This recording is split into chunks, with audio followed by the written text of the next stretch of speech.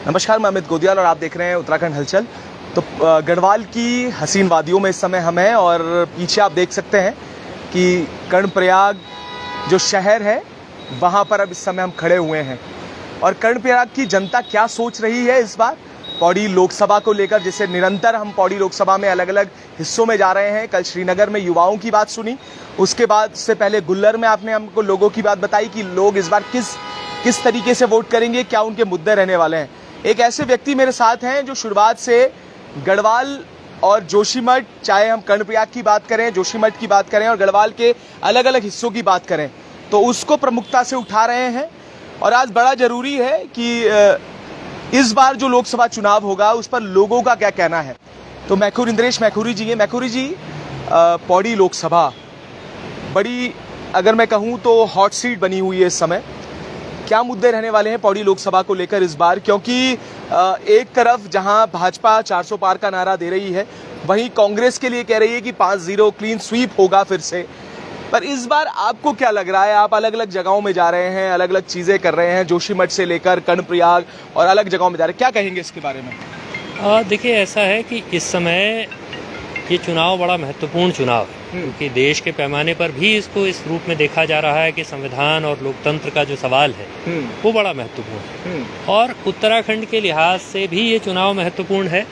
यहाँ इस गढ़वाल संसदीय सीट पर जिस तरह के हालात हैं और जिस तरह से दो प्रत्याशियों के बीच में बहुत सीधा मुकाबला दिखाई दे रहा है, और उसमें हम लोग इंडिया गठबंधन के तरफ से जो कांग्रेस के उम्मीदवार हैं गणेश गोदियाल जी, तो उन्होंने जिस तरह से तमाम मुद्दों को बनाया है, तमाम जो उत्तराखंड के बड़े सवाल हैं, हमारे लिए सबसे महत्वपूर्ण सवाल क्या है? हमारे लिए सबसे महत्वपूर्ण सवाल है रोजगार का सवाल। बिल्कुल।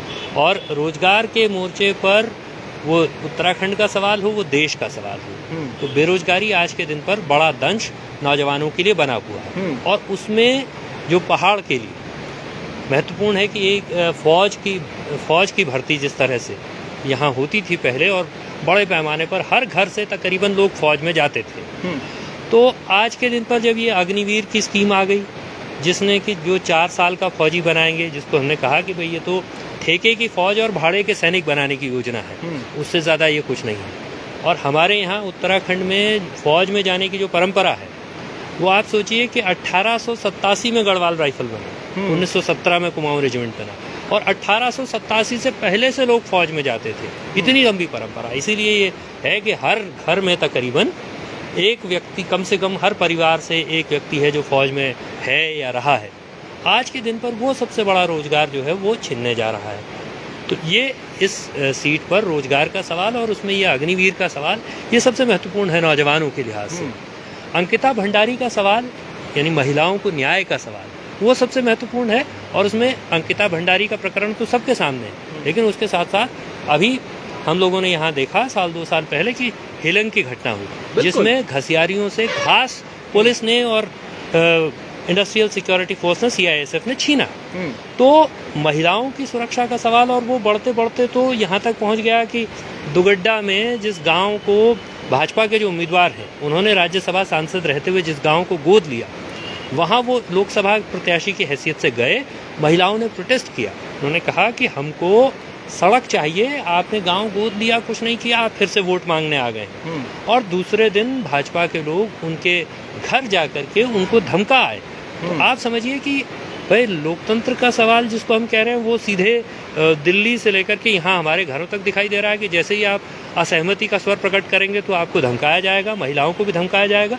और महिला सुरक्षा का सवाल भी, ये महिलाओं के लिए जिस तरह का खतरा है, तो ये बहुत महत्वपूर्ण सवाल है हमारे लिए। उसके अलावा तो विकास के मॉडल का सवाल, जिसका एक उदाहरण जोशीमठ है कि हमारे यहाँ इस तरह का बड़ी कंपनियों के मुनाफा खोरी का विकास का मॉडल रहेगा, तो वो जोशीमठ जैसी तबाही, जोशीमठ जैसी बर्बादी लेकर के आएगा। वो ज़मीनों का सवाल, ज़मीन का सवाल, जिसमें ख़ास तौर पर 2018 में उत्तराखंड में भाजपा की सरकार थी, जिसने इस ज़मीनों की बेरोक टोक बिक्री का इंतज़ाम कर दिया कि कोई पूरा का पूरा पहाड़ खरीद ले। वो भी महत्वपूर्ण है। और उसके साथ साथ तो जो इतने सालों में पर्वतीय कृषि पूरी तरह से तबाह हुई, पहाड़ की खेती तबाह हुई, बर्बाद हुई, और आज के दिन पर सुअर, बंदर, बाघ, भालू का खतरा वीरान होते हुए गाँव में, पलायन करते हुए गाँव में से बढ़ता हुआ श्रीनगर और देहरादून जैसे शहरों में पहुंच गया है। तो ये बहुत महत्वपूर्ण सवाल है। और इसके अतिरिक्त मैं समझता हूं कि धार्मिक आधार पर ध्रुवीकरण की जो कोशिश हुई, और ख़ास तौर पर जो अतिक्रमण हटाओ नाम का अभियान चला, तो वो अल्पसंख्यकों के साथ शुरू होता था और फिर वो गरीबों के खिलाफ गांव-गांव तक, यहाँ तक छोटे छोटे इलाकों तक पहुंच गया है। तो वो भी एक महत्वपूर्ण बात है। और उसके अतिरिक्त मैं समझता हूँ कि इस बीच में जैसे जैसे ये धर्म की राजनीति ऊपर चढ़ी, वैसे वैसे दलित उत्पीड़न की घटनाएं भी लगातार पहाड़ में बढ़ी। और उसको 2016 में बागेश्वर में चक्की छूने के लिए हत्या होने से लेकर के, और पिछले वर्ष जो यहाँ भिकियासैंण में वो राजनीतिक कार्यकर्ता थे जगदीश चंद्र, उनकी हत्या जिस तरह से हुई अंतर्जातीय विवाह करने पर, तो ये एक पूरा सिलसिला, एक पूरी श्रृंखला है पहाड़ की उपेक्षा का, उसके साथ छल का, और उसको लेकर के लोगों के भीतर एक गुस्सा है, गहरा गुस्सा है, और इसलिए लोग चाहते हैं कि बदलाव की दिशा में वो बढ़े। हाँ, पर एक सवाल मैं आपसे, आप इंडियन अलायंस की तरफ से बात कह रहे हैं, कांग्रेस की अगर मैं बात करूंगा तो कांग्रेस में एकमात्र विधायक थे जो गढ़वाल में, राजेंद्र भंडारी, वो भी पलायन कर गए हैं, और मैं पलायन ही से कहूंगा, वो भाजपा में चले जाते हैं।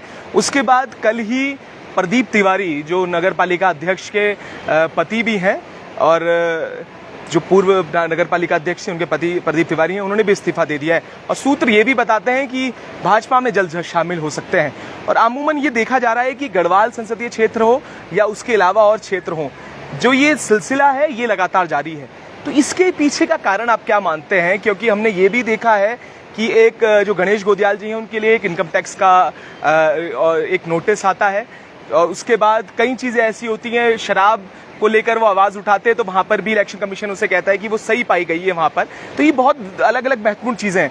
क्योंकि अभी आप देख रहे होंगे, एक सवाल मैं आपसे ये भी करूँगा कि इलेक्शन कमीशन जो निगरानी करने के लिए होता है, आप भी इस रूट से आ रहे होंगे, तो नीचे देवप्रयाग से लेकर और ऊपर तक पूरे पोस्टर्स लगे हैं। तो क्या वो खर्चा इलेक्शन कमीशन, क्या परमिशन वो ली गई है, क्या वो खर्चा उसमें काउंट होता है या नहीं, ये बहुत महत्वपूर्ण सवाल है। तो पहला सवाल ये है कि गढ़वाल संसदीय क्षेत्र से जो लगातार भाजपा में शामिल हो, पलायन होने का जो सिलसिला है वो जारी है, उस पर क्या कहेंगे आप? एक तो एक जमाने में एक हिंदी फिल्म आई किंग अंकल, तो उसमें एक गाना था कि गब्बर सिंह ये कह करके गया, जो डर गया वो मर गया। आज के दिन पर लगता है कि गब्बर सिंह ये कह कर गया, जो डर गया वो भाजपा में गया। तो वो अब तमाम ऐसे लोग जिनके खिलाफ भ्रष्टाचार के आरोप भाजपा लगाती रही, जिनको वो भ्रष्टाचारी कहती रही है, आज के दिन पर उन सारे लोगों को वो जुटा रही है। उनको सबको अपने पक्ष में ले जाने में वो रात दिन एक किए हुए हैं। तो आज के दिन पर भाजपा का मतलब है भ्रष्टाचारी जुटाओ पार्टी, कि सारे भ्रष्टाचारी, बाकी पार्टियों में कहीं भ्रष्टाचार नहीं रहेगा, बाकी दलों को भ्रष्टाचार मुक्त करके रहेंगे, ये अभियान उन्होंने चलाया। लेकिन इसका दूसरा पहलू मैं समझता हूँ कि वो भी देखने की बात है कि जब वो 400 पार का नारा दे रहे हैं, और अगर वाकई 400 पार हो रहा है, तो सब ये बाकी सारी पार्टियों से इस तरह के भ्रष्टाचारी कूड़ा कचरा इकट्ठा करने की जरूरत क्या है? तो ये जरूरत इसीलिए है क्योंकि उनके कदम लड़खड़ाए हुए हैं। वो समझ रहे हैं कि बाहरी तौर पर वो कितना बड़बोलापन कर लें, लेकिन अपने भीतर उनके यहाँ उनके कदम लड़खड़ा रहे हैं। और यहाँ तो चमोली जिले में हमने देखा कि राजेंद्र भंडारी का आपने नाम लिया, वो पहले दिन इतनी बड़ी बड़ी बातें कर रहे थे, और शाम को जो अगले सुबह वो उन्हीं कपड़ों में वहाँ दिल्ली में एक लिखी हुई स्क्रिप्ट पढ़ते हुए दिखाई दिए। और उससे दोनों तरफ बड़ी जबरदस्त प्रतिक्रिया हुई। कांग्रेस के भीतर ये हुआ कि लोग बड़ा खुश हुए कि साहब चलिए ये हमारे सीने पर रखा हुआ पत्थर हट गया, और भाजपा के भीतर जबरदस्त तरीके से असंतोष हुआ। उनके इस जिले के एक महत्वपूर्ण नेता ने इस्तीफा दिया। उन्होंने फेसबुक लाइव में कहा कि भाजपा के भीतर कार्यकर्ताओं की कोई पूछ नहीं रह गई, ये हालत हुई। तो ये यहाँ हुआ, और ये एक परिघटना के तौर पर पूरे देश में ये परिघटना दिखाई दे रही है। दूसरा जो आपका सवाल है जी, इलेक्शन कमीशन वाला, तो जैसा आप देख करके आ रहे हैं वैसा मैं भी देख करके आया। जिस दिन मैं भी देहरादून से ऊपर आया तो सारे रास्ते पाट दिए गए, सारे रास्ते पर फ्लैक्स से पटा हुआ है। और मैंने बाकायदा शिकायत की इसकी, मैंने लिखित में इलेक्शन कमीशन को दिल्ली और यहाँ चीफ इलेक्टोरल ऑफिसर को लिखित में शिकायत भेजी फोटोग्राफ्स के साथ। और उसमें कितना इंटरेस्टिंग है आप सोचिए कि कीर्तिनगर का पुल पार करते जैसे श्रीनगर में प्रवेश करते हैं जी। वैसे तो देहरादून से ही लगा हुआ है, बिल्कुल। ऋषिकेश और देहरादून के बीच में वो 7 मोड़ और उसके आसपास जंगल में भी फ्लैक्स लगा हुआ है। उस जंगल में हाथियों को भी भाजपा को प्रचार करना है, ये ऐसा लगता है। लेकिन कीर्तिनगर में जैसे ही पुल पार हुआ और पुल पार करके श्रीनगर की सीमा में प्रवेश किया तो सामने एक फ्लैक्स लगा हुआ था, उस पर एक परमिशन चिपकी हुई थी। मैंने जाकर के उसको देखा, उसका मैंने फोटो भी खींचा। और परमिशन है श्रीनगर में, जो पौड़ी जिले में है, वहाँ टिहरी जिले की परमिशन एक फ्लैक्स पर चिपकी हुई है। उससे 4 कदम आगे गए, फिर एक फ्लैक्स था, उसमें फिर एक परमिशन चिपकी हुई, वो रुद्रप्रयाग की परमिशन है। तो इस तरह का मखौल, और ये इलेक्शन कमीशन की निगाह में मैं लेकर के आया, कोई दूसरा आदमी भी नहीं, मैंने लिखा है ये सब। उन सारे फ्लैक्स पर आप देहरादून से यहाँ तक चले आइए, और मैं पूरा कुमाऊं मंडल भी घूम करके आ रहा हूँ, तो फ्लैक्स पर संख्या है 10। पूरे उत्तराखंड में फ्लैक्स चिपके हुए हैं मोदी जी के, और उन पर संख्या है 10। तो इलेक्शन कमीशन ऑफ इंडिया ने, और यहाँ जो चीफ इलेक्टोरल ऑफिसर है, मेरा ये कहना है, मैं बहुत साफ तौर पर ये बात कह रहा हूँ, रोज तो प्रेस कॉन्फ्रेंस कर रहे हैं, रोज कुछ कुछ बताते हैं शाम को, लेकिन इतने महत्वपूर्ण चीजों पर उनकी निगाह अगर नहीं जा रही है और उनके संज्ञान में लाने के बावजूद अगर वो कार्रवाई नहीं कर रहे हैं, तो जाहिर सी बात है कि उनकी निष्पक्षता पर सवाल है, इलेक्शन कमीशन की निष्पक्षता पर सवाल है, उनका पलड़ा सत्ता के पक्ष में झुका हुआ दिखाई दे रहा है, ये बहुत साफ है। हाँ, ये सवाल इसलिए भी है, आपने बिल्कुल एक सटीक बात की, क्योंकि जब मैं देख रहा था तो मुझे लगता है कि जब हम जैसे आम इंसान, वो तो चीफ इलेक्टोरल ऑफिसर हैं, तो वो तो इसी के लिए अपॉइंटेड हैं। शुरुआत वहीं से आपने कीर्तिनगर के पुल से पहले से भी आप अगर देखेंगे तो वहां पर से आपको पोस्टर, क्योंकि जहां से पौड़ी लोकसभा की शुरुआत होती है, देवप्रयाग में अगर आप जाएंगे वहां पर भी पोस्टर लगे हुए हैं। वहां पर परमिशन की कोई, मुझे लगता नहीं कि कोई कॉपी इसमें लगी होगी या ऐसा कुछ होगा। सवाल ये है कि एक तरफ जहां पर लगातार खर्चा देने की और ब्यौरा देने की बात हो रही है, तो क्या ये खर्चे में आएगा या नहीं आएगा? और अगर आएगा तो आंखें बंद करने वाले वो अधिकारी कौन है जिन्हें ये सारी चीजें दिख जाती हैं कि एक गाड़ी जा रही है, उस पर परमिशन ना हो तो वो खर्चा ना देने पर इलेक्शन कमीशन इस पर नोटिस जारी करता है, पर वहीं इतने बड़े पोस्टर लगे हुए हैं, फ्लैक्स लगे हुए हैं, उस पर कुछ नहीं। ये बड़ा सवाल है। अब देखिए, यही मैं कह रहा हूँ कि ये पूरा चुनावी प्रक्रिया को जिस तरह से संचालित किया जा रहा है, अब की बार जिस तरह से अचानक से नियम बदल दिए गए, हम कह रहे हैं कि भाई आपने अचानक से लिख दिया कि साहब जो प्रोफेशनल एजेंसीज हैं, वो नगर पालिका ने उनको एडवर्टीजमेंट एजेंसीज को सबलेट किया है, तो आप उस पर पोस्टर लगा सकते हैं। इससे पहले तक आप कहते थे कि भाई पब्लिक जगह पर नहीं लगा सकते हैं, लेकिन अब की बार आपने नियम एकदम बदल दिया है। और ये जो लोग हैं, इलेक्शन कमीशन की सैंक्टिटी पर इसीलिए सवाल है, क्योंकि हम तो ये समझते हैं कि जिस तरह से इलेक्शन कमिश्नर्स बनाए गए देश के पैमाने पर भी, वो संधू साहब तो हमारे यहाँ ही थे, बिल्कुल, है ना। और उनका जो एटीट्यूड है लोगों के प्रति, या विपक्ष के राजनेताओं के प्रति भी चीफ सेक्रेटरी रहते हुए जो उनका एटीट्यूड रहा है, वो बार बार सवालों के घेरे में रहा है। विधानसभा में विशेषाधिकार हनन का सवाल लोगों ने उठाया है। तो ऐसा आदमी आज के दिन पर चीफ इलेक्शन कमिश्नर है, चीफ इलेक्शन कमिश्नर नहीं बल्कि इलेक्शन कमिश्नर है, 3 में से एक आदमी वो है जो कि विपक्ष के नेताओं के प्रति, उनके सांसदों विधायकों का सम्मान नहीं करता रहा है। विधानसभा में सवाल उठाने के बावजूद उसके एटीट्यूड में परिवर्तन नहीं आया है, तो उसका पलड़ा एक तरफ झुका हुआ है, जिसकी जो है नितिन गडकरी साहब ने बड़ी तारीफ की, पोस्ट लिखा एक ज़माने में उनके पक्ष में। आज के दिन पर अगर वो आदमी इलेक्शन कमिश्नर है, तो ये जाहिर सी बात है कि फिर किस तरह से होने वाला है। और यहाँ चीफ इलेक्टोरल ऑफिसर से लेकर बाकी जो नीचे तक के अफसर हैं, अंततः ये उसी ब्यूरोक्रेसी का पार्ट हैं जिसको मुख्यमंत्री की कृपा पर रहना है। और मैं समझता हूँ कि देश में बहुत सारी एजेंसीज हैं जो हवा का बदलता हुआ रुख समझ पा रही हैं, बहुत सारे अफसर हैं जो हवा का बदलता हुआ रुख देख पा रहे हैं, लेकिन ये जो यहाँ अफसरशाही है, और उस अफसरशाही को अचानक, वो कल तक सचिव है, आज आप उसको कहिए कि चीफ इलेक्टोरल ऑफिसर है, तो सत्ता के प्रति उसके रुख में अचानक से कड़ाई आ जाएगी, अचानक वो कठोर हो जाएगा, ऐसा होने नहीं जा रहा है। उनको चूंकि उसी सत्ता के नीचे रहना है, इसलिए उस भय के चलते सत्ता के तमाम कामों पर वो आंखें मूंदे बैठे हैं। प्रिंट लाइन नहीं है, अपराध है प्रिंट लाइन नहीं होना। फ्लेक्सेस में प्रिंट लाइन नहीं है, बहुत सारे में हमने लिख करके शिकायत किया, उसमें संख्या नहीं है। इलेक्शन में ये बाध्यता है कि आप पर्चा पोस्टर जो छापेंगे उसमें संख्या छापेंगे, तो बहुत सारे में प्रिंट लाइन नहीं है, बहुत सारे में संख्या नहीं है, और बहुत सारे में एक फर्जी संख्या है 10 पूरे उत्तराखंड में पोस्टर फ्लैक्स लगे हुए हैं और संख्या उनकी 10 ही है, 10 से ऊपर बढ़ ही नहीं रही है। तो ये मजाक है और ये मजाक असल में इलेक्शन कमीशन के उस दावे की धज्जियां उड़ाता है जो कहता है कि वो सबको लेवल प्लेइंग फील्ड देना चाहते हैं। तो लेवल प्लेइंग फील्ड नहीं है। दूसरी तरफ से कोई बयान भी दे दे तो उनको नोटिस जाएगा और यहाँ खुलेआम नियम कायदों की धज्जियां उड़ेंगी और कोई कार्रवाई नहीं होगी। ये बहुत साफ है। हाँ, नुक्ता नज़र मैं आपसे ज़रूर पूछूंगा इस बारे में, क्योंकि आपकी नज़र तो लगी हुई है इस पूरे चुनाव में। एक तरफ एक बड़े प्रतिष्ठित अखबार को, मैंने ये कई लोगों से पूछा है, अनिल बलूनी जी एक इंटरव्यू देते हैं तो उनसे पूछा जाता है कि ऐसे क्या कार्य हैं जिनको लेकर आप उत्तराखंड की जनता के पास जाएंगे। तो सबसे बड़ा मुद्दा वो ये कहते हैं कि राम मंदिर में जिन लोगों ने विरोध किया, जो लोग राम मंदिर रामलला को नहीं ला पाए या उनका विरोध करते रहे, उनके अस्तित्व पे सवाल उठाते रहे, तो उनको तो वोट जनता नहीं करेगी। दूसरा प्रश्न वो करते हुए नजर आते हैं कि यूसीसी और जो मोदी जी की एक विकास की योजनाएं हैं और जो उन्होंने सपना देखा है, जो दशक वो उत्तराखंड की बात कह रहे हैं, उसको लेकर वो उत्तराखंड की जनता के पास जाएंगे। अंकिता भंडारी को लेकर प्रश्न उठते हैं तो उन पे एक जवाब रहता है कि न्यायालय में है और न्यायालय में अगर कोई भी शिकायत आपको लगती है कि कोई कमी है तो आप वहां जाके शिकायत कर सकते हैं। तो ये प्रतिष्ठित अखबार को उन्होंने एक इंटरव्यू दिया है जिन्होंने ये बातें कही हैं।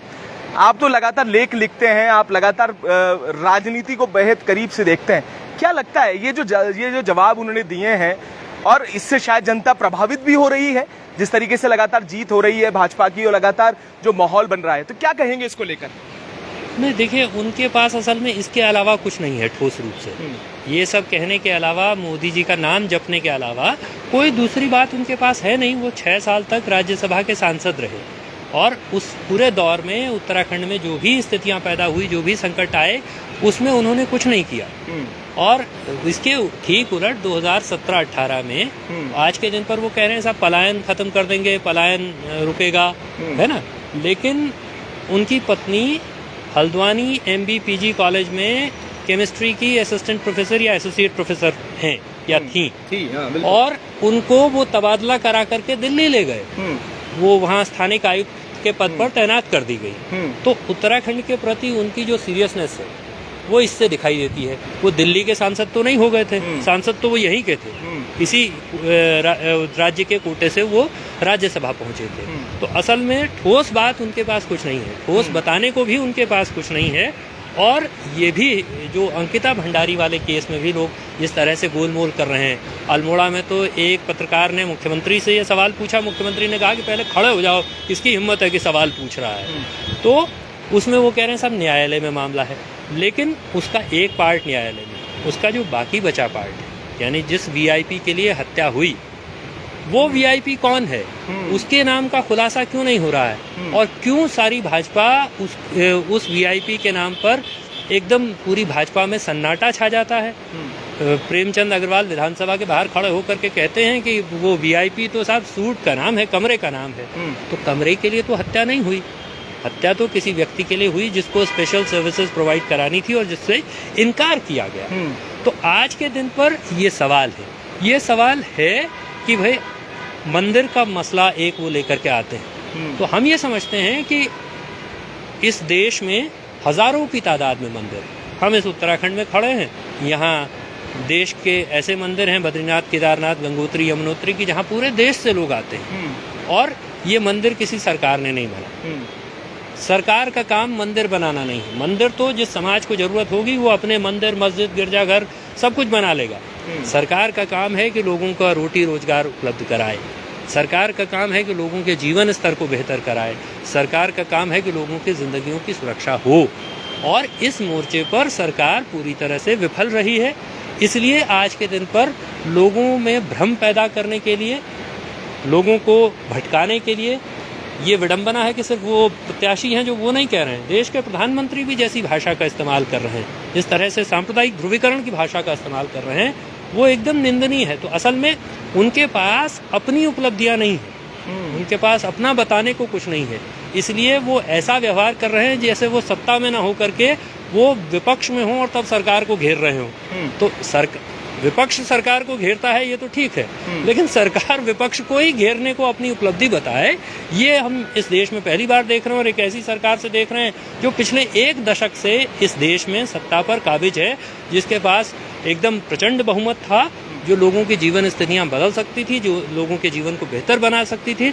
लेकिन आज के दिन पर समाज का कोई हिस्सा, वो छात्र नौजवान हों, वो महिलाएं हों, वो किसान हों, वो मजदूर हों, वो व्यापारी हों, छोटे मझोले व्यापारी, सबकी हालत खराब है। सबको तबाही बर्बादी की तरफ धकेल दिया गया है। और इसका दुनिया में आप सोचिए तो जितने सारे इंडेक्सेस हैं, बिल्कुल, वर्ल्ड हैप्पीनेस इंडेक्स उसमें हम पीछे, वर्ल्ड हंगर इंडेक्स उसमें हमारी हालत खराब, प्रेस के फ्रीडम के इंडेक्स में हम पीछे, महिलाओं की सुरक्षा के मसले में पूरी दुनिया में कहा जा रहा है कि भाई भारत तो महिलाओं के लिए सबसे असुरक्षित देश हो गया है। ये बीते 10 सालों में हुआ है और देश का डंका बज रहा है दुनिया में। सारे इंडेक्स तो कह रहे हैं कि आपकी हालत खराब है। और आज के दिन पर आप देखिए तो बेरोजगारी का जो सवाल है, मैं इस बात को इसलिए दोबारा कह रहा हूँ कि बेरोजगारी का सवाल इतना विकट है कि इजराइल में जहाँ युद्ध चल रहा है, गाजा पट्टी में, वहाँ यहाँ से लोग मजदूरी करने जा रहे हैं। और हरियाणा से में लोगों से पूछा गया कि भाई आप वहाँ क्यों जा रहे हैं, तो उन्होंने कहा कि यहाँ मरने से बेहतर है कि वहाँ युद्ध के मैदान में मरे, यहाँ भूखों मरने से बेहतर। ये हालत हो गई है कि जहाँ चारों तरफ बम गोले बरस रहे हैं, वहाँ भी लोग अपने रोजगार के लिए इस देश से मजदूरी करने जाने को तैयार हैं। और तब आप कहते हैं कि आपके पास तो मंदिर है, आपके पास ये दूसरा तीसरा है जिसका कि लोगों की ज़िंदगी में कोई फ़र्क नहीं पड़ने वाला है। तो ये सोचने का सवाल है। लोग अपनी भूखे पेट, तो हमारे यहाँ पहले से कहा जाता रहा कि भूखे पेट भजन नहीं होता, गोपाला ये ले अपनी कंठी, ये ले अपनी माला। तो भूखे पेट तो भजन नहीं होगा, पहले पेट में भरा हुआ होगा, तब जाकर के लोग भजन करने की दिशा में सोचेंगे। इसलिए ये सब चलने वाला नहीं है। लोग निश्चित ही बदलाव की दिशा में बढ़ेंगे। एक आखिरी सवाल आपसे है मैखुरी जी, गणेश गोदियाल और अनिल बलूनी में क्या फ़र्क है? और इस बार चुनाव जो भी रिजल्ट रहेगा, मतदान दिवस आने वाला है, मात्र 1 दिन शेष है, उसके बाद 5 बजे के बाद प्रचार सब जगह से बंद हो जाएगा और 19 तारीख को मतदान दिवस होगा। पर अनिल बलूनी और गणेश गोदियाल, इन दोनों में व्यक्तियों में क्या फ़र्क आप पाते हैं? क्या लगता है आपको? और तीसरे एक व्यक्ति हैं जो लगातार अंकिता की मां को लेकर जा रहे हैं, आशुतोष नेगी। मैं ये प्रश्न इसलिए भी कर रहा हूं क्योंकि यहाँ पर मुकाबला सीधे गणेश गोदियाल और अनिल बलूनी का है। उन व्यक्ति की बात मैंने इसलिए भी की है क्योंकि लगातार वो आरोप लगाते हुए नजर आते हैं। वो कहते हैं कि कांग्रेस ने पॉलिटिसाइज किया इस मैटर को, क्योंकि कांग्रेस एक वकील को लाती है जो जम्मू कठुआ केस में भी, रेप केस में भी वहां पर सुप्रीम कोर्ट में वकील थी, वहां पर वो लेके आती, वो मना कर देते हैं वहां पर। तो उस पर क्या कहना है आपका? ये 2 प्रश्न बड़े जरूरी हैं। अब देखिए, गणेश गोदियाल और अनिल बलूनी का उत्तराखंड की राजनीति में लगभग एक ही समय आना हुआ राजनीति में। बाकी उत्तराखंड में तो जो बात है, लेकिन मैं राजनीति में कह रहा हूँ कि एक ही समय आना हुआ। वो था 2002 में उत्तराखंड का पहला विधानसभा चुनाव।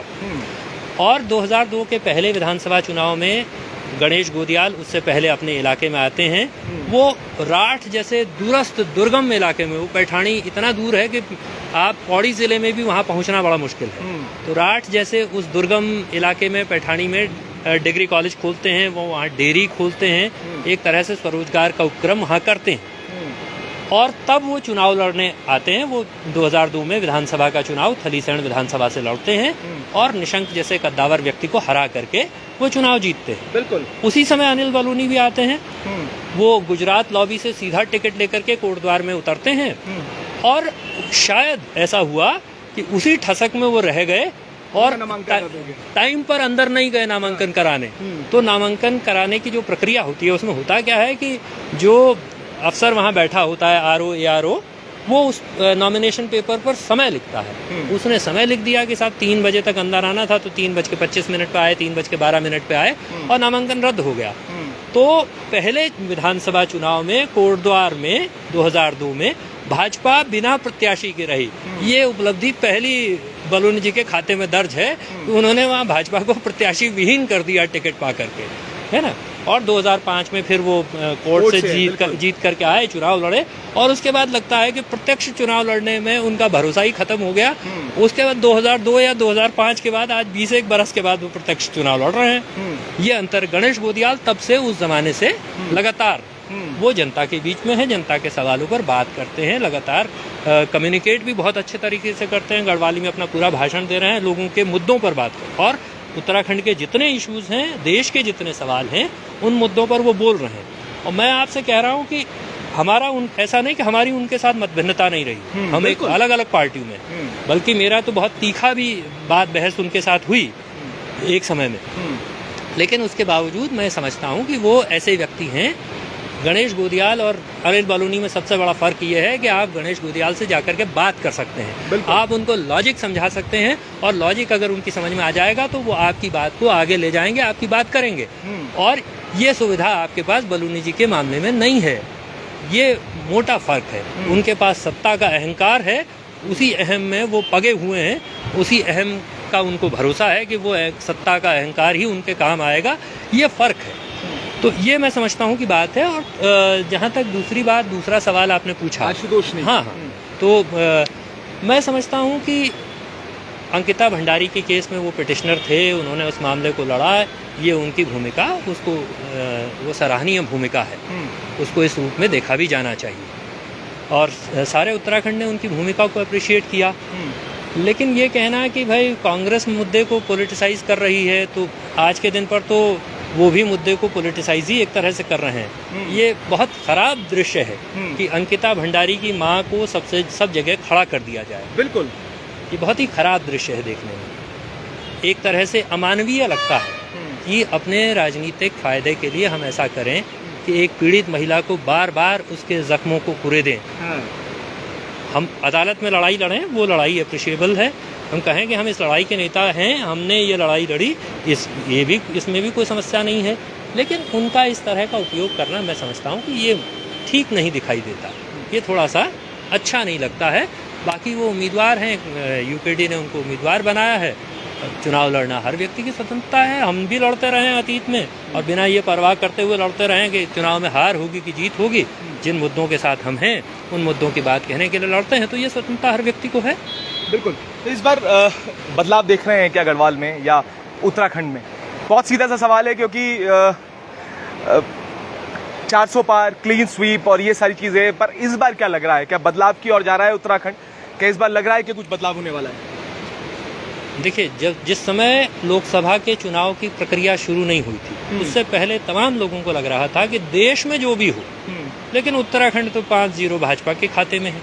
आज के दिन पर उत्तराखंड 5-0 भाजपा के खाते में नहीं है, 4-1, 3-2 ऐसा कुछ भी संभव है।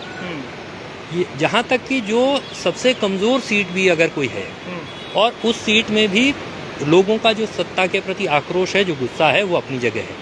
तो इसलिए ये 400 पार का जो नारा है, उसका तो मैंने पहले भी कहा कि 400 पार अगर हो रहा होता तो ये सब जो दूसरी पार्टियों से लोग जुटाए जा रहे हैं, ये नहीं जुटाने की जरूरत पड़ती।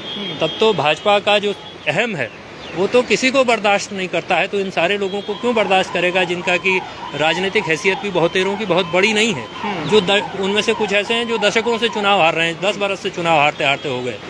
तो ऐसे लोगों को भी अगर इकट्ठा किया जा रहा है तो 400 पार तो हो नहीं रहा है, कहीं से भी नहीं होने जा रहा है। और यहाँ निश्चित ही हम समझते हैं कि जिस तरह के हालात हैं उसमें बदलाव की गुंजाइश है, और बदलाव होगा। लोग बदलाव के पक्ष में खड़े होंगे। ज़्यादा दिन तक लोग इस देश में ऐसा बर्दाश्त नहीं करते हैं, तो निश्चित ही यहाँ बदलाव की उम्मीद और गुंजाइश दोनों। तो आपने देखा और आपने सुना कि जो अलग प्रमुख मुद्दों पे इंद्रेश मैगुर जी ने बात करी, और ये भी ज़रूर कहा कि बदलाव की दिशा में गढ़वाल बढ़ रहा है। और जब शुरुआत थी तो 5-0 ज़रूर मान सकते थे, पर अब जब जैसे जैसे जो मतदान दिवस निकट आ रहा है तो लग रहा है कि शायद कुछ बदलाव की ओर उत्तराखंड जाए। हम भी लगातार कर्णप्रयाग में इस समय मौजूद हैं, उसके बाद आगे की ओर रुख करेंगे और आपको बताएंगे कि आगे लोगों का क्या कहना है। तो ऐसे ही जुड़े रहिएगा और देखते रहिएगा उत्तराखंड हलचल।